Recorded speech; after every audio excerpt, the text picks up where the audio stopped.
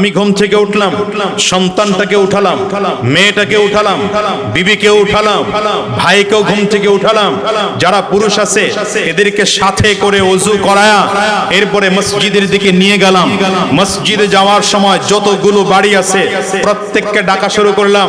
আব্দুস সালাম ভাই নামাজের সময় হয়েছে, আব্দুল গফফার ভাই নামাজের সময় হয়েছে, তাওহীদ ভাই নামাজের সময় হয়েছে, অমুক ভাই নামাজের সময় হয়েছে। অর্থাৎ ফজরের নামাজ পড়তে গিয়ে দেখলাম গোটা এলাকার মানুষগুলোকে নামাজ পড়তে এসেছে। যোহরের সময় গোটা বাজারগুলো খোলা, দোকানে চলতেছে, দোকান দিব্যি দোকান চলতেছে। কিন্তু হঠাৎ করে জোহরের আজান হয়ে গেল, দোকানদার দোকান থেকে বের হয়ে শাটার লাগিয়ে দিল, কাস্টমারকে বলল আজান হয়েছে, এখন বেচা কিনা বন্ধ, চলবে না আর বেচা কিনা। সব সিরিয়াল ধরে মসজিদে চলে আসলো। অর্থাৎ জুমার দিনের মুসল্লি আর ফজরের নামাজের মুসল্লি যেদিন এক হবে, মনে রাখবেন সেদিন নামাজ কায়েম হবে। এজন্য আরব দেশের মানুষেরা ইকায়েম বা ইকামত শব্দটা ব্যবহার করে তারা, যেমন বাজার চালু হওয়ার ক্ষেত্রে যদি ব্যবহার করে, তাফসীরে বাইজাবির মধ্যে বাজার চালু হওয়ার ক্ষেত্রে তারা ব্যবহার করে এমন ভাবে যেমন আপনাদের এই বাজারটা চালু হয়ে গেছে। কেন চালু হলো? এটা একটা বড় বাজার, এটা একটা বড় বাজার। এখানে মুদি দোকান আছে, কসমেটিক্সের দোকান আছে, কাপড়ের দোকান আছে, জুতার দোকান আছে, সেলুনের দোকান আছে, কথা বলেন না, ইলেকট্রিক দোকান আছে। কিন্তু এই বাজারে যদি মনে করেন এই দোকানগুলো থাকতো না, শুধু একজন মানুষ একটা মুদির দোকান দিয়ে রাখছে, আপনারা কি বলতেন যে বাজার? কি বলতেন? অমুকের দোকান। বাজার বললেন কেন? বাজার বলার কারণ হলো এখানে সব ধরনের দোকান আছে। একজন গ্রামের মানুষ এখানে আসলে তার প্রয়োজন সব এখান থেকে মিটায় নিতে পারে। একজন ব্যক্তি মুদির দোকান খুললে, আজকে খুলেছে কালকে তার মনে চাই নাই বন্ধ হয়ে যেতে পারে, কিন্তু বাজারে এই বাজার চালু হয়েছে, কোনোদিন বন্ধ হবে না। যদি কেউ মুদি দোকান করেছে ছেড়ে দিয়েছে, তো আরেকজন এসে মুদি দোকান শুরু করবে। কেউ টেইলার্সের দোকান দিয়েছিল ছেড়ে দিয়েছে, আরেকজন এসে দেওয়া শুরু করবে। অর্থাৎ এই বাজারটা চালু হয়ে গিয়েছে, এই বাজারটা কখনো বন্ধ হবে না। রব্বে কারীম বুঝাইতে চান নামাজ তো কায়েম তখন হবে যখন মানুষগুলো স্বতঃস্ফূর্ত ভাবে আজান দিবে, তো নামাজের মধ্যে মানুষ ঢুকে যাবে। আজান দিবে, দোকানে শাটার লেগে যাবে। আজান দিবে তো ঘরের বিবিটা স্বামীকে ঘুম থেকে জাগিয়ে বলবে মসজিদে চলে যাও, নামাজের সময় হয়ে গেল। সন্তানকে বাবা সাথে করে মসজিদে নিয়ে আসবে। বাসায় বসে মহিলাও নামাজ শুরু করবে। প্রত্যেকটা শ্রেণী পেশার মানুষগুলো দৌড়ায় দৌড়ায় মসজিদে চলে আসবে। হাজার হাজার মুসল্লিদের, এলাকার শত শত মুসল্লিদের সাথে একসাথে জামাত হবে। এটা হলো নামাজ কায়েম করা। ঠিক তেমন করে ইসলামের যতগুলো ইবাদত আছে সবগুলো ইবাদত আদায় করা একরকম, কায়েম করা ভিন্ন রকম। মনে রাখবেন ইসলামের কোন বিধানকে যতদিন পর্যন্ত সমাজে ইসলাম কায়েম না হবে, রাষ্ট্রে ইসলাম কায়েম না হবে, ততদিন পর্যন্ত ইসলামের কোন ইবাদত পূর্ণাঙ্গ করে আদায় করা যাবে না। আমার কথাটা বুঝেন নাই আপনারা? আবারও বলছি, ইসলামের যতগুলো বিধান, সেটা রোজা হোক, হজ হোক, যাকাত হোক, পর্দা হোক, হ্যাঁ, এরপরে যত বিধান আছে সমস্ত বিধান যদি পূর্ণাঙ্গ পালন করতে হয়, তাহলে সেই রাষ্ট্রে কি লাগবে? দেখছেন কথা কয় লোকগুলো, রাষ্ট্রে কি লাগবে? আবার বলেন, রাষ্ট্রে কি লাগবে? ইসলাম যে রাষ্ট্রে নাই, সে রাষ্ট্রে নামাজ আদায় হয়, নামাজ কায়েম হয় না। কথা বলে না। রোজা আদায় করা হয়, রোজা পূর্ণাঙ্গ হয় না। যাকাত আদায় করা হয়, যাকাত পূর্ণাঙ্গ হয় না। হজ আদায় করা হয়, হজ পূর্ণাঙ্গ হয় না। পর্দা আদায় করা হয়, পর্দা পূর্ণাঙ্গ হয় না। বুঝেন নাই আপনারা? কেন বললাম পর্দা পূর্ণাঙ্গ হয় না? এই যে মনে করেন আপনি নিজে পর্দা করেন, আপনার বিবি পর্দা করে, আপনার মেয়েটা পর্দা করে, আপনিও যখন রাস্তা দিয়ে চলেন তো মাথা নিচু করে চলতেছেন, কিন্তু আপনি সাইকেল চালায় চালায় বাজারে আসতেছেন, বলেন তখনও কি মাথা নিচে থাকবে না সামনের দিকে? নিচের দিকে দিলে তো অ্যাক্সিডেন্ট। কথা কয় না কেন? হ্যাঁ, 2 অ্যাক্সিডেন্ট 3 অ্যাক্সিডেন্ট হয়ে যাবে। অ্যাক্সিডেন্ট না খালি, এই মোটরসাইকেল চালায় বাজারে আসবেন, গাড়ি চালায় বাজারে আসবেন, এই লোক কই যায়? ভাই একদম চুপচাপ করে বল। আমি তোরে টার্গেট করে কথা বলি, তুই বুঝাস? তোর মতো যুবক করে টার্গেট করে কথা কই, এই মুরব্বী করে ওয়াজ শুনেই নাকি? এই যে মুরব্বী বসে রয়েছে, এগুলো ওয়াজ লাগে না তো, এমনি মরণের ভয় আছে। কি বাবা মিথ্যা কথা বললাম? এই যে মুরব্বী চুপচাপ করে বসে থাকে একদম, এদিকে আমার দিকে, আবার পিছন দিকে কেন? এদিকে থেকে এখন বুঝছস, আখিরি মোনাজাত দিয়ে উঠবা ইনশাআল্লাহ, ঠিক আছে? হ্যাঁ কয় না তো, ঠিক আছে? আজকের মাহফিল আগামীকাল পাবা না। আজকের মাহফিল কারো জীবনের শেষ হতে পারে, আজকের রাত কারো জিন্দেগির শেষ রাত হতে পারে। কথা কি বুঝাইতে চাই এটা বুঝো। তো যে কোনো ইবাদত পূর্ণাঙ্গ ভাবে পালন করতে গেলে সেটা সে রাষ্ট্রে কি লাগবে? আপনি পর্দা করছেন, মেয়ে পর্দা করছে, কিন্তু রাস্তায় যখন বের হলেন তখন কোন মহিলার দিকে নজর পড়ে কি পড়ে না?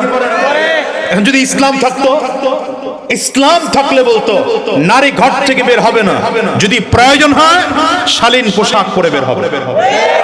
আচ্ছা বলেন তো, ইসলাম কি নারীকে ঘর থেকে বের হতে নিষেধ করেছে? কথা বলেন না? না বের হওয়ার পারমিশন আছে, শর্ত ছাড়া না শর্ত সহ? এটা বুঝার ব্যাপার। অনেকেই তো বলে হুজুররা ক্ষমতায় গেলে লাভ নাই, মহিলাদেরকে গৃহবন্দী করে ফেলবে। তাদের উদ্দেশ্যে বলি, ইসলাম ক্ষমতায় গেলে, হুজুররা ক্ষমতায় গেলে মহিলাদেরকে গৃহবন্দী করবে না। যদি প্রয়োজন হয় তো মহিলা ঘর থেকে বের হবে, তবে শালীন পোশাক পরে বের হবে, অশ্লীল পোশাক পরে নয়। গোটা পৃথিবীতে ইসলাম বিজয় করার জন্য বিমান, কামান, ক্ষেপণাস্ত্র, পিস্তল, বুলেট, রাইফেল এগুলো লাগে নাই। গোটা পৃথিবীতে ইসলাম বিজয়ের জন্য শুধুমাত্র তাকবীরের আওয়াজই যথেষ্ট। জোরে বলে না কেন? মুসলমান যখন ইমানি আওয়াজ দিয়েছে তো বেঈমান লেজ গুটিয়ে পালাতে বাধ্য হয়েছে। আপনারা জানেন ইসলামের বয়স যখন 6 বছর, নবীজি নবুয়ত প্রাপ্ত হলেন মাত্র কয় বছর হলো? 5 বছর শেষ হয়ে 6 বছরের শেষ শুরু। হযরত ওমর ফারুক রাদিয়াল্লাহু আনহুর জন্য নবীজি বারবার করে দোয়া করতেন, আল্লাহুম্মা আইজ্জিল ইসলাম বিআহাদিল উমরাইন। গোটা মক্কার মধ্যে 2টা ওমর ছিল, এক ওমর হলো ওমর ইবনুল খাত্তাব, আর এক ওমর হলো আমর ইবনে হিশাম। নবীজি 2 ওমরের জন্য দোয়া করতেন, আল্লাহ 2 ওমরের মধ্যে একটাকে ইসলামের জন্য কবুল করে ইসলামের সম্মান আর মর্যাদা বাড়িয়ে দাও। সুবহানাল্লাহ বাড়ি গিয়ে কয়েন, যেমন সুবহানাল্লাহ কয় চিন্তা করে ফরমালিনি ভিজায় রাখছি, উঠাবো কিনা চিন্তা করছি। সুবহানাল্লাহ কইতে গিয়ে এত টেনশন। জোরে বলেন। নবীজি দোয়া করেছেন আল্লাহ পাকের কাছে, হযরত ওমরের ব্যাপারে নবীজির দোয়া কবুল হয়ে গেছে। সাফা পাহাড়ের কিনারায় হযরত যায়েদ ইবনে আরকাম রাদিয়াল্লাহু আনহুর বাড়িতে রাসূলুল্লাহ সাল্লাল্লাহু আলাইহি ওয়াসাল্লাম বসে আছেন। তো হযরত ওমর খোলা তরবারি নিয়ে নবীজির দিকে আগাচ্ছেন। সাহাবায়ে কেরাম দাঁড়িয়ে নবীজির চোখের দিকে তাকিয়ে আছেন, ইশারা পেলেই ওমরকে জমিন থেকে বিদায় করে দেওয়া হবে। নবীজি বারবার করে চোখের ইশারা দিয়ে বুঝাইতে চান, চুপচাপ থাকো, দেখি ওমর কি করতে যায়। হযরত ওমর খোলা তরবারি নিয়ে নবীজির একদম সামনে এসে দাঁড়িয়েছেন। রাসূলুল্লাহ সাল্লাল্লাহু আলাইহি ওয়াসাল্লাম নিজের ডান হাতের শাহাদাত আঙ্গুলিটা দিয়ে নবীজির হযরত ওমরের কোমরের মধ্যে হালকা করে একটা ধাক্কা দিয়েছেন। ধাক্কা দিয়ে জিজ্ঞাসা করলেন, কেন আসছো ওমর? ধাক্কাটা দিতে দেরি হয়, হযরত ওমর থরথর করে কাঁপতে শুরু করছে।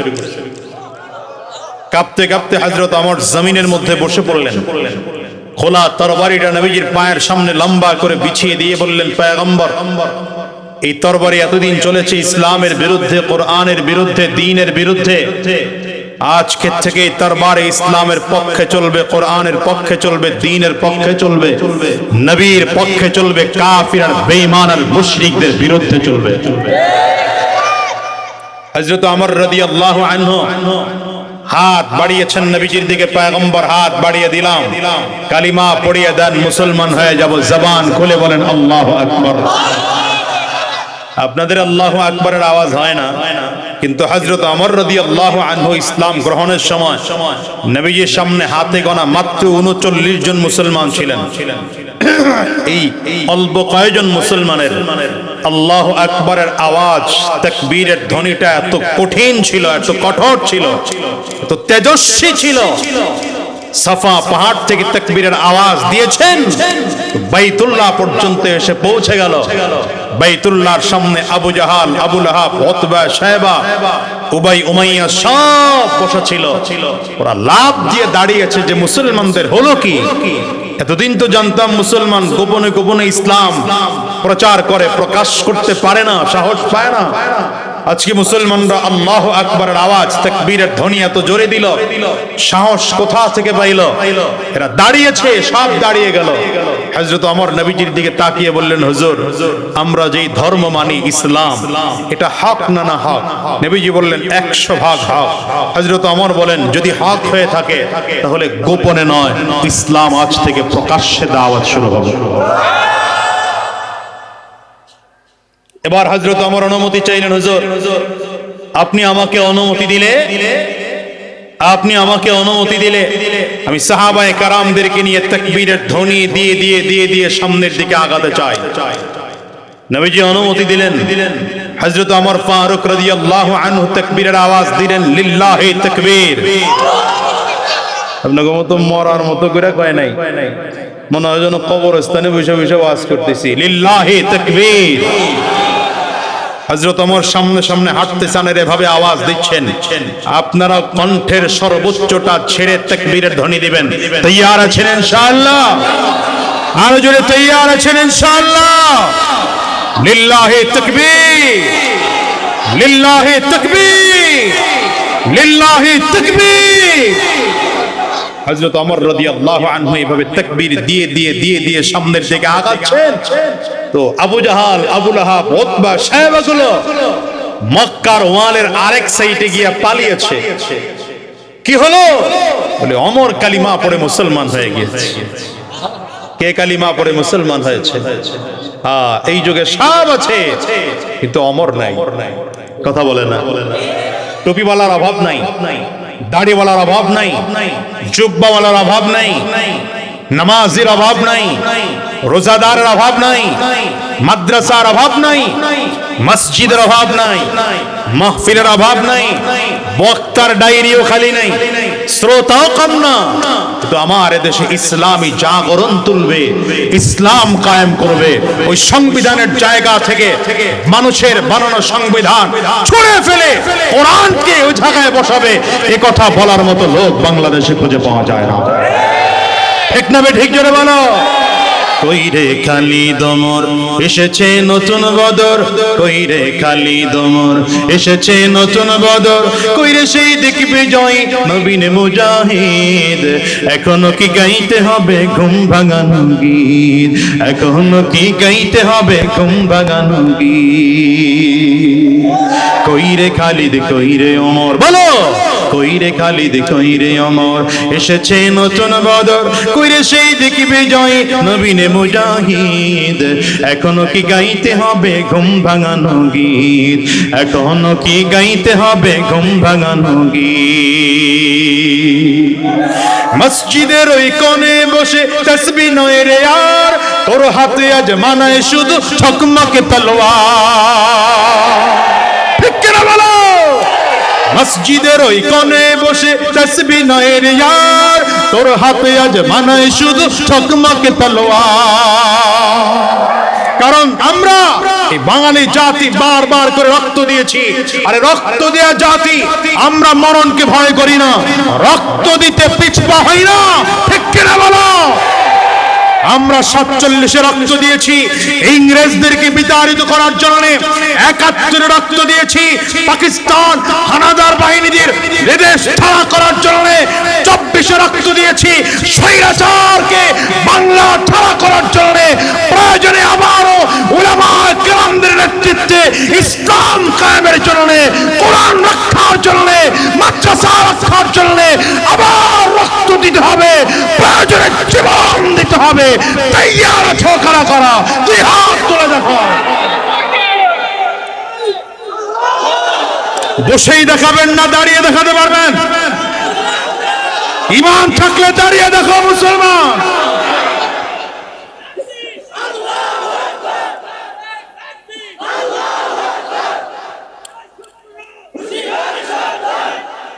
প্যাকেটটা দেন না। বসে পড়েন, আল্লাহ কবুল করুন, জোরে বলেন আমিন। এখনো আওয়াজ পারে নাই, জোরে বলেন আমিন। আরো জোরে চিল্লায়া বলে আমিন। আরে ভাই, মুসলমানদের প্রধান শক্তি হলো ইমানি আওয়াজ, ঠিক না বেঠিক? মুসলমান শুধু ইমানের আওয়াজ দিবে। এই যে তাকবীরের ধ্বনি দিলাম, বেঈমানদের হৃদয়ে কম্পন তৈরি হয়েছে, ঠিক না বেঠিক? জোরে বলেন। ইসলাম বিদ্বেষীদের বিরুদ্ধে কিচ্ছু লাগে না, ওদের অস্ত্র থাকবে, মিসাইল থাকবে, বিমান থাকবে, কামান থাকবে, গোলা বারুদ থাকবে, আর মজলুমদের কিছুই লাগবে না, ইমানদারদের কিছুই লাগবে না। শুধু ভেতরে ঈমান থাকবে, রবের উপরে ভরসা করে রাস্তায় নেমে যাবে। তো স্বৈরাচারের জন্য দুপুরে খানা পাকানো থাকলেও না খেয়ে পালাতে বাধ্য হবে। রাগ করলেন? রাগ করলেন? কে কে হাত তোলেন? মাশাআল্লাহ, আল্লাহ কবুল করেন, বলেন আমিন। যে আয়াতে কারিমা তিলাওয়াত করেছে আল্লাহ রাব্বুল আলামিন বলেন, ওয়াল্লাযীনা জাহাদু ফীনা লানাহদিয়ান্নাহুম সুবুলানা, ওয়াল্লাযীনা জাহাদু ফীনা লানাহদিয়ান্নাহুম সুবুলানা ওয়া ইন্নাল্লাহা লামাআল মুহসিনিন।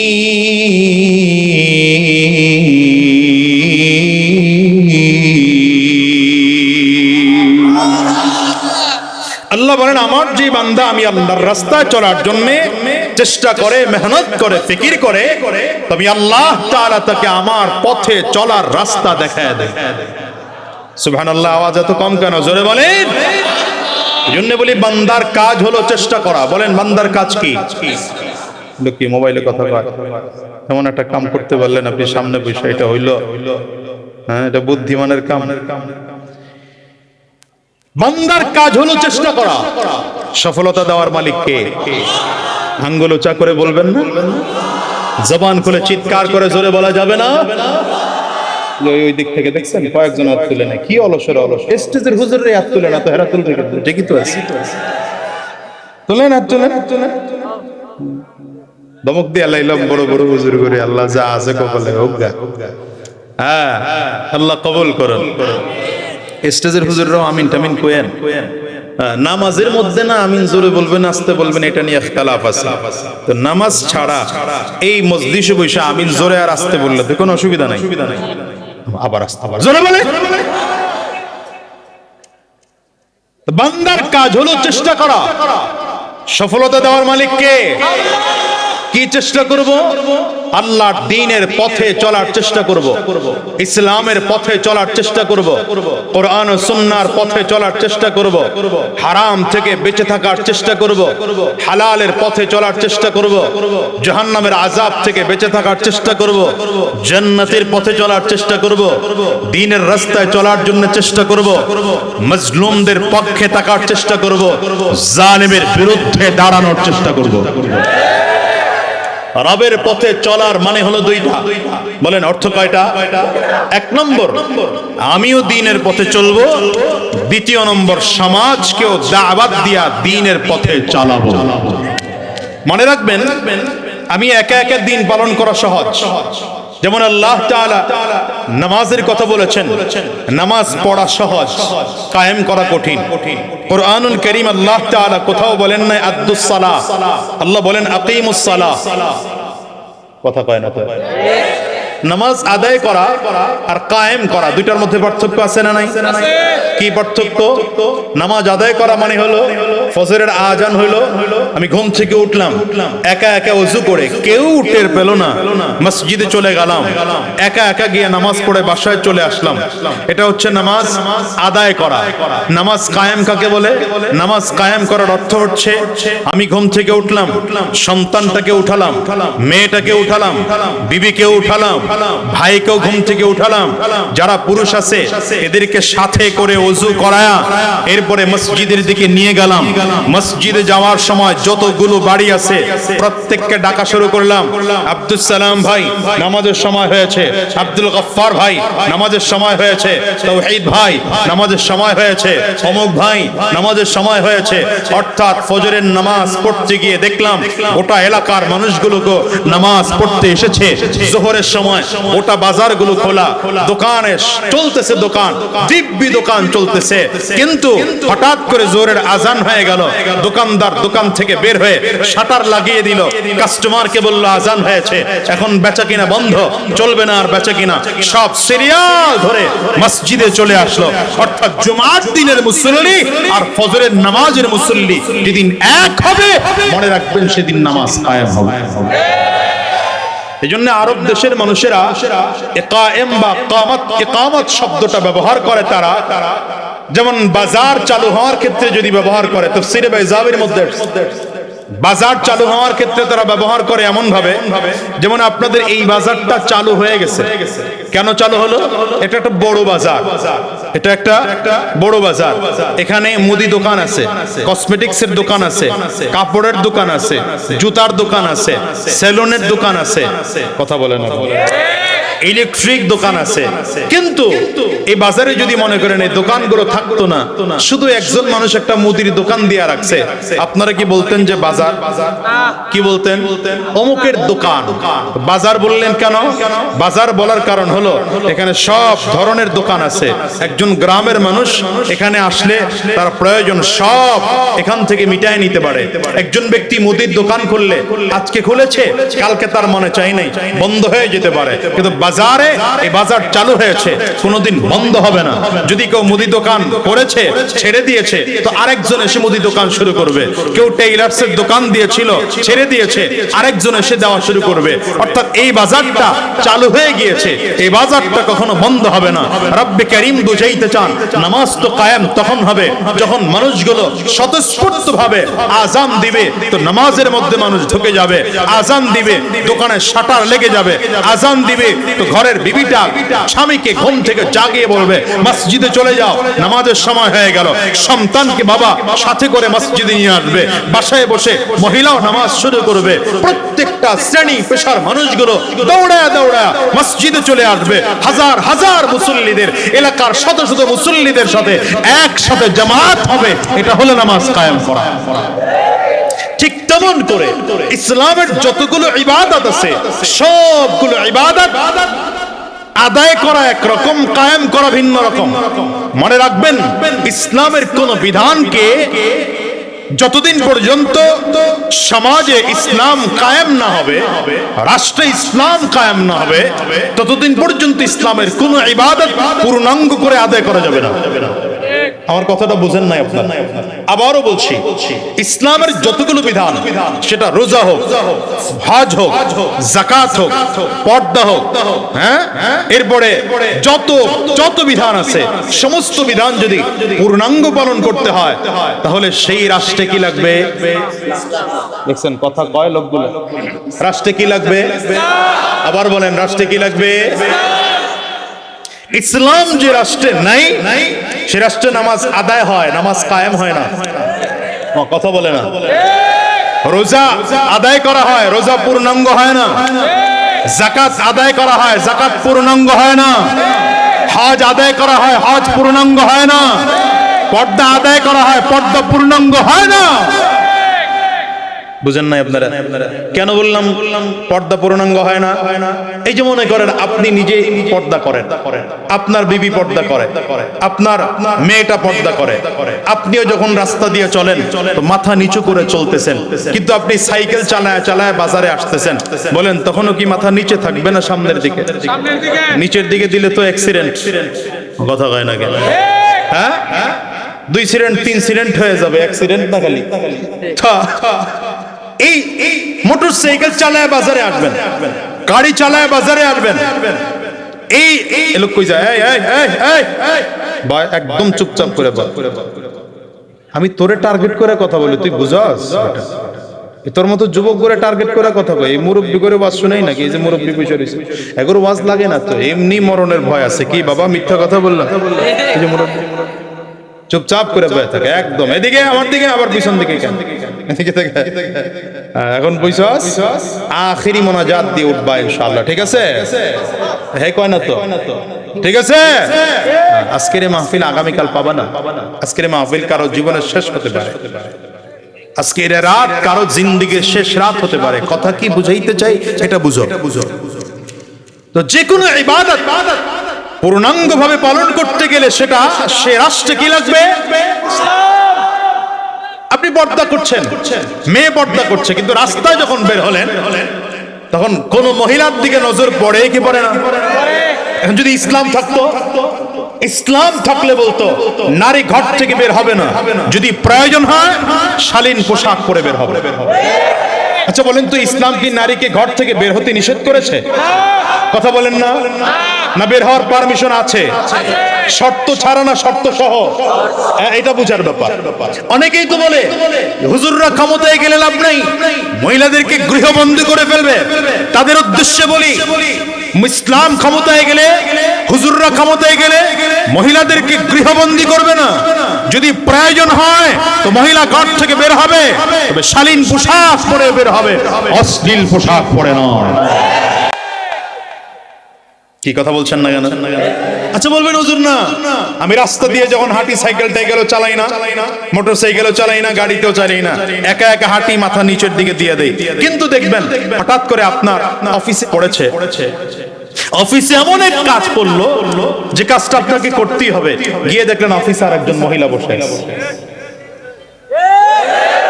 আপনি তার দিকে তাকান নাই, কিন্তু কথা তো বলতে হবে। কি কথা বলেন না? এই যে আমি যখন চেয়ারম্যান হলাম, আমার প্রথম ইউনিয়ন পরিষদের সচিব যে ছিল সে পুরুষ ছিল। হঠাৎ করে দেখলাম পরিবর্তন করা হলো। আমাদের ডিডিএলজি যিনি, তিনি আমাকে জানালেন হুজুর আপনাকে সচিব পরিবর্তন করা হয়েছে। আমি বললাম কেন? কয় আগের সচিবকে বদলি করা হলো, আপনাকে যে সচিব দেওয়া হয়েছে তিনি একজন মহিলা। এসব বলেন তো, আমি কি এক বিপদে পড়লাম? হুজুর মানুষ এমনিতেই তো বদনামের অভাব নাই, মাশাআল্লাহ। কোথায় কোন পাম্পে ওযু করতে বসছি, তেল নিতে গিয়া পেট্রোল পাম্পে ওযু করতে বসছি, পেছনে 2-3 জন মহিলা দাঁড়াইছে। আমি তো জানি না ভাই, আমার গাড়িতে জীবনেও মহিলা উঠাই নাই। এমনকি আমার বিবি, আমার স্ত্রীর কথা বলতেছি, আমার স্ত্রী 2011 থেকে গাড়ি চালাই, সে গাড়ির নাম শুনলেই বমি করে। এই জন্য তারেও পারতে সাধ্যে উঠাই না, খুব কম, ওই বছরে 2-1 বার 2-4 বার হয়তো। কোত্থেকে কেমনে কে ছবি তুলে ফেসবুকে ছেড়ে দিছে, হুজুর তার 2 বিবিকে নিয়ে পাম্পে ওযু করছেন।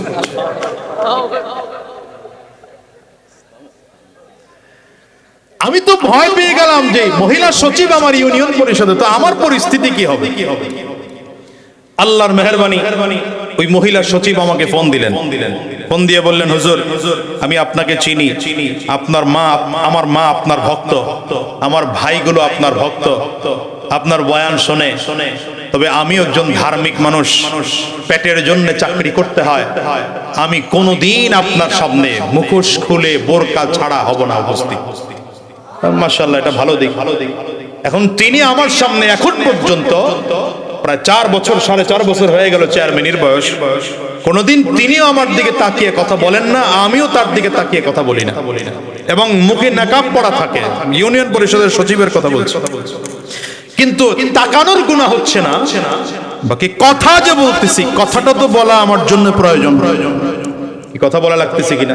এখন ইসলামী রাষ্ট্র যদি থাকতো তাহলে তার সেক্টরকে আলাদা করে দেওয়া হতো, আমার সেক্টরকে আলাদা করে দেওয়া হতো, আমার কোন মহিলার সাথে কথা বলা লাগতো না। কি ঠিক না ঠিক জোরে বলেন? এই জন্য এই যে পর্দা দিয়ে শুরু করলাম। আপনি যাকাত করতে যাবেন, যাকাতের বিষয়ে আমাদের দেশে যতজন মানুষ যাকাত দেয় 100% কেউ যাকাত আদায় করতে পারছে না, কারো যাকাত 100% আদায় হয়ও না। কারণ যাকাত আদায় করার দায়িত্ব রাষ্ট্রের। কার? আমার কথা বলেন না কেন? আর এরা যাকাত আদায় করতে পারে না কেন? চাঁদাবাজি আদায় করে তো দিশা পায় না। কি কথা বলেন না কেন? চাঁদার ভাগ তুলতে তুলতে আর সুদের ভাগ তুলতে তুলতে চাঁদার ভাগ তোলার, যাকাতের ভাগ তোলার সময় নাই। অথচ আমি তো বলি যাকাত ভিত্তিক অর্থনীতি যদি আমার এই বাংলাদেশে কায়েম করা হতো, খোদার কসম করে বলি আগামী 10 বছরের মধ্যে বাংলাদেশে কোনো দিন কোনো মানুষ ভিক্ষা করা লাগতো না। কেন বললাম? যাকাত ভিত্তিক অর্থনীতি পরিচালনা করেছেন নবী মুহাম্মদুর রাসূলুল্লাহ সাল্লাল্লাহু আলাইহি ওয়াসাল্লাম। আমার নবী গভর্নমেন্ট অফ মদিনার প্রেসিডেন্ট ছিলেন কত বছর? 10 বছর। বলেন হা করে তাকায় রয়েছে। কত বছর? 10 বছর। নবীজি ইন্তেকালের পরে হযরত আবু বকর সিদ্দিক রাদিয়াল্লাহু আনহু গভর্নমেন্ট অফ মদিনার প্রেসিডেন্ট, খলিফাতুল মুসলিমিন, আমিরুল মুমিনিন ছিলেন। হযরত আবু বকর সিদ্দিক রাষ্ট্র পরিচালনা করেছেন 2 বছর। 10 আর 2 কত হলো? আমি ভাঙতিটুকু ছেড়ে দিলাম, হিসাব বোঝানোর জন্য বলছি। হযরত ওমর ফারুক রাদিয়াল্লাহু আনহু তিনিও রাষ্ট্র পরিচালনা করেছেন 10 বছর। আমি তার অর্ধেক সময়কালের কথা বলছি। তো 10 এর অর্ধেক কত হয়? 5 বছর। 5 আর ওদিকে কত রাখলাম? 12। 12 আর 5 কত হয়? টোটাল 17 বছর ইসলামী রাষ্ট্র অনুযায়ী, ইসলামী খেলাফা অনুযায়ী, কোরআন ও সুন্নাহ অনুযায়ী নবীজির আদর্শে মদিনা চলেছে, মদিনার রাষ্ট্র চলেছে। এই 17 বছরের মধ্যে মদিনার অবস্থা এত চমৎকার ছিল, মানুষ যাকাতের টাকা নিয়ে দাঁড়িয়ে থাকতো, দেওয়ার লোকের অভাব ছিল না। দিবে কাকে? নেওয়ার লোক খুঁজে পাওয়া যেত না। এটা কবের কথা বলছি? কত বছর আগের কথা? আজ থেকে 1450 বছর আগের কথা। যে যুগে ইন্টারনেট ছিল না, ফেসবুক ছিল না, সোশ্যাল মিডিয়া ছিল না, প্রিন্ট মিডিয়া ছিল না, ইলেকট্রিক মিডিয়া ছিল না, রাস্তাঘাট এত উন্নত ছিল না। আজকের এই যুগে আমার সব আছে, ইলেকট্রিক মিডিয়া আছে, প্রিন্ট মিডিয়া আছে, সফটওয়্যার, চমৎকার চমৎকার সফটওয়্যার এসছে। আরে ভাই, আমার দেশে যদি আইন করা হতো যে প্রত্যেকের আইডি কার্ডের মধ্যে হিসাব থাকবে, তার আইডি কার্ড সার্চ করলে সরকার বুঝবে ইনি এই কয় একর সম্পত্তির মালিক, এতটুকু জমিনের মালিক, এতটুকু টাকার মালিক, তো বছর শেষে তার কত টাকা যাকাত আসে সরকার বের করে হিসাব করে দিয়া ফতোয়া বোর্ড থেকে আপনার কাছে অটো চিঠি চলে যেত। আপনি দেন নাই তো 6 মাসের মধ্যে জেল হয়ে যেত। কি কথা বলেন না কেন? আমার এদেশে যদি 5000 মানুষ যাকাত দিত, আর এদেশে যদি 5000 কোটি টাকা যাকাত আসতো, তাহলে এই 5000 কোটি টাকা দিয়ে আগামী 1 বছরের মধ্যে অন্তত আরো 10-20 হাজার মানুষকে মধ্য আয়ের জায়গায় নিয়ে পৌঁছানো যেত। 10 বছর 20 বছর যদি এমন করা যেত, আমার দেশে দুর্নীতি থাকবে তো দূরের কথা, একজন মানুষ না খেয়ে থাকতো না, একজন মানুষ দুঃখে ক্ষুধায় মরতো না, একজন মানুষ ডাল ভাতের জন্য ভিক্ষা করতো না, চুরি করা লাগতো না। কি ঠিক না বেঠিক? জোরে আওয়াজ করে বলো। ইসলাম হলো চিরদিনের শান্তি সুখের নিশানা, ইসলাম ছাড়া অন্য সবই জাহান্নামের ঠিকানা। ইসলাম হলো চিরদিনের শান্তি সুখের নিশানা, ইসলাম ছাড়া অন্য সবই জাহান্নামের ঠিকানা। ঠিক কি না? কেউ বা করে গণতন্ত্র, কেউ বা সমাজতন্ত্র, কেউ বা করে গণতন্ত্র, কেউ বা সমাজতন্ত্র, আসলে সব পেট পূজায় আর ভণ্ডামি আর বাহানা, ইসলাম ছাড়া অন্য সবই জাহান্নামের ঠিকানা। দেশের এই চমৎকার অর্থনীতি যদি করতে হয়, চমৎকার শিক্ষানীতি যদি করতে হয়, গণতন্ত্র দিয়া হবে। আসতে কইলো কেন লোকগুলো?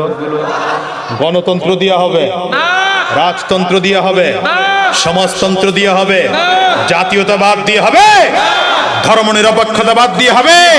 কি লাগবে? ইসলাম লাগবে। বলো কি লাগবে? আওয়াজ করে চিল্লা, ঈমান থাকলে আওয়াজ দিয়ে বলো কি লাগবে। এজন্য আল্লাহ বলেন ইন্নাদ-দীনা ইনদাল্লাহিল ইসলাম, ইন্নাদ-দীনা ইনদাল্লাহিল ইসলাম। রব্বে কারীম বলেন ওয়া মান ইয়াবতাগি গায়রাল ইসলামি দীনান ফালান ইউকবালা মিন ওয়া হুয়া ফিল আখিরাতি মিনাল খাসিরিন।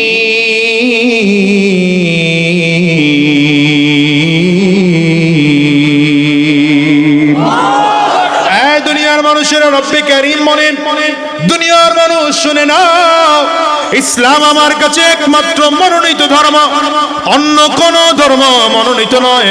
আমাদের দেশে তো এখন বক্তারা ওয়াজ শুরু করছে, হিন্দু ধর্মের লোকদেরকেও কাফির বলা যাবে না। আস্তে কয় কেন? আছে না নাই? জোরে বলে। ভালো করে মনে রাখবেন, যতজন ইসলাম ছাড়া যত ধর্ম আছে, নবীজির ইসলাম আসার পরে সব ধর্ম বাতিল হয়ে গেল, ইসলামই একমাত্র প্রতিষ্ঠিত ধর্ম।